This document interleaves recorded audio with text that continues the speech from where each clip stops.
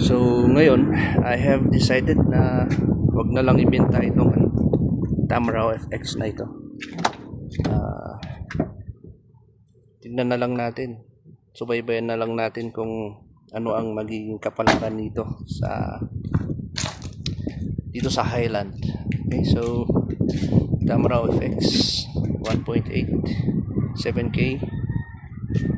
Okay, so try kong mag-post ng 1-minute videos per day kung tungkol dito sa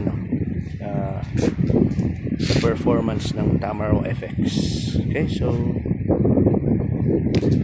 that's it.